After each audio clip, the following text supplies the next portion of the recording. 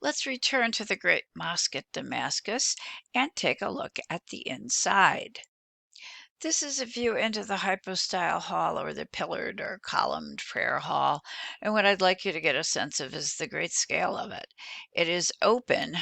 Muslims do not use furniture as we would use, for example, if we were going to enter a Christian church. The prayer itself, the practice of prayer itself, is something that Muslims perform standing, and then there are a series of postures, including, as I've already mentioned, the position of lowering yourself in humility before God and doing so with your entire community. So there's no need, essentially, for the kind of furniture that might exist in other houses of prayer or worship. I would also like you to see again that there are a lot of people in here, and this is not prayer time. I believe that the one at the top is my slide from when I was there, because I say that because there's a figure out of focus in the foreground. The reason that I like to say that also is when I visited, it was not prayer time, and the mosque inside and out was filled with community activity. You can come as a family, you can take your kid. There's a little kid right here. You can sit on the floor, as you can see someone here or someone over here. This is a place where you can meditate, you can relax, you can chill. It really is a community space, in addition to being a sacred space for prayer. If you look right here in the background, you're going to find something that you might not expect to find in a mosque.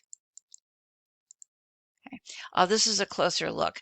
This is actually the tomb of John the Baptist. John the Baptist would be accepted by Muslims just as Jesus would be accepted as a very important prophet. So he would be revered. This is his tomb. And what that tells you is that the mosque at Damascus was located on an earlier foundation of a Christian church. That Christian church, in turn, is located in the same spot that once was held by a Roman temple. And I could keep going back in time if you would like me to.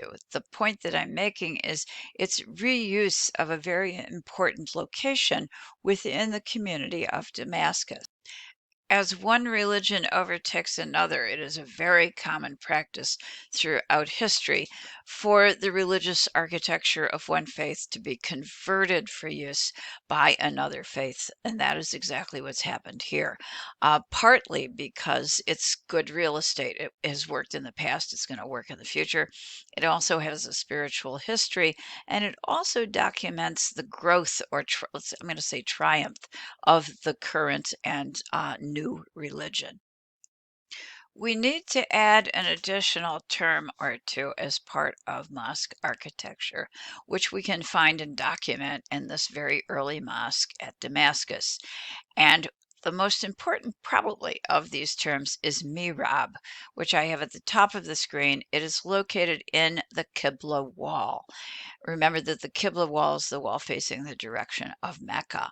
Well, that's a big wall. So what we want to do is give the faithful an actual spot to focus on that clarifies the direction of prayer.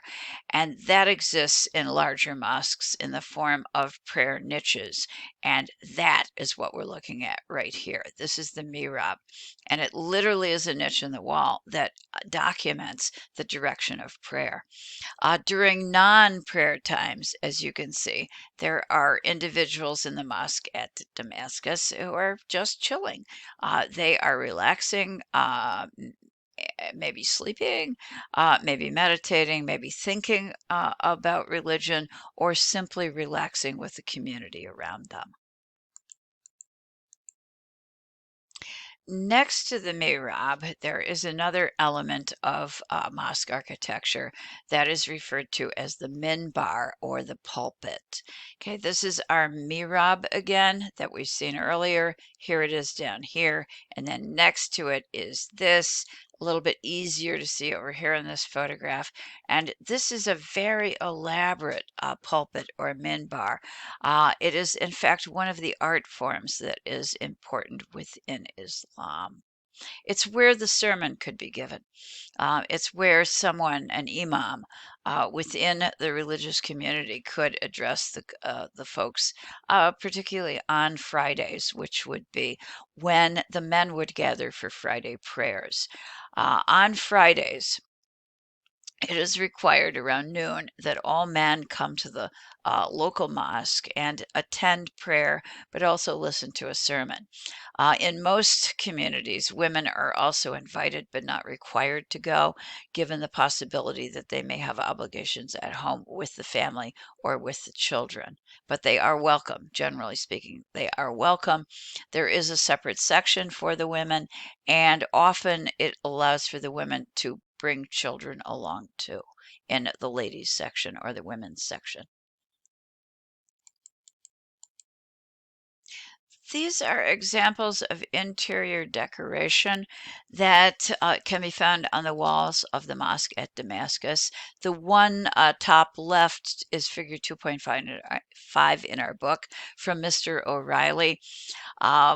These are created in mosaics, and once again, like the Dome of the Rock, we do believe that it was Byzantine artists who were hired to come and decorate the really important mosque at Damascus.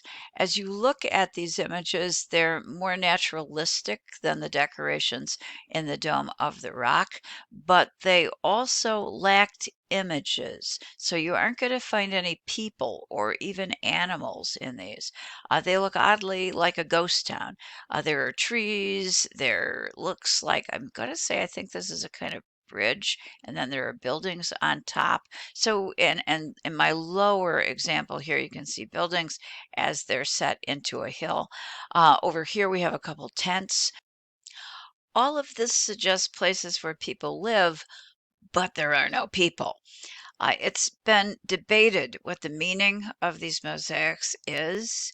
I think there are a number of different interpretations that make some sense, but probably the best one is that these are depictions not of a earthly place, but of a spiritual or heavenly place. In other words, I think we're looking at depictions of paradise. The reason I say this is because if you look at the base right here, or if you go over here, little cutoff, hard to see right here, but it's there in these mosaic images, and remember that mosaics are otherworldly anyway. They are pieces of glass or marble or stone that have reflective surfaces, so they look shiny and mystical, particularly when they are created by Byzantine artists who have mastered the craft. So we have this very, very spiritual, shiny, mystical image, and it seems to focus on waters. Water, of course, is basic to life in the Middle East, which is a desert region, but it also is something that appears over and over and over again in the Quran in references to descriptions of paradise, of promises of an oasis like environment in our next world, through which rivers will flow. And I think we're looking at some of those rivers, suggesting the promise of paradise to those who follow the right path of Islam. Okay. Let's then just do a little bit of a summary of the elements of mosque design.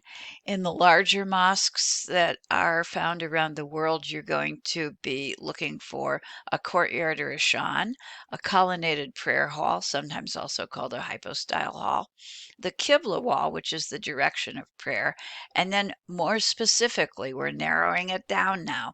It's going to be the mihrab or the prayer niche that will really pinpoint the direction of Mecca.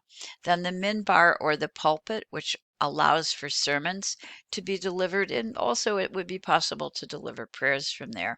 And then, of course, the minarets or the prayer towers, which call the followers to prayer, members of the community letting them know when it is time to pray. In addition to all of these very basic elements, we'll also see as we go through the course that within the courtyard there is often an ablutions fountain, a fountain for washing oneself, for preparing essentially for prayer, which would allow you to be pure enough and be aware of the need to be pure enough when you encounter Allah through prayer. So let me add to the list an ablutions fountain, which we would find in the courtyard or the Shan. And I've brought back a picture of the courtyard at the mosque at Damascus. And I'd like you to see here the ablutions fountain. You can also see the people who are gathered around that ablutions fountain. Okay, with this list, I think we've kind of concluded the basic elements of mosque design. I would like you to know these and perhaps even to be able to draw them on a diagram so that you felt comfortable with them. These all represent beliefs that are important to Muslims, in particular, the need for prayer, which is the second pillar of the faith. Prayer is done 5 times a day, and in particular, on Fridays, there is a requirement for group prayer for the males of the community. So, prayer is a fundamental element of Islamic practice, and the mosque is one of the best places where you can do that. Prayer, the direction of prayer, is indicated by the Qibla wall as well as by the mihrab, and that reminds us of the importance of Mecca and of the Kaaba. The minarets help to remind us also of the significance of prayer because of the way in which we are called to prayer, reminded to come to prayer. And living in a Muslim city, you would constantly pass by large mosques, seeing minarets on a daily basis, and again being reminded of a shared belief system within your own community. The ablutions fountain also helps to remind us of the importance of water. It filters through the religion and the lives of the people in the Middle East who were and are living in a desert environment.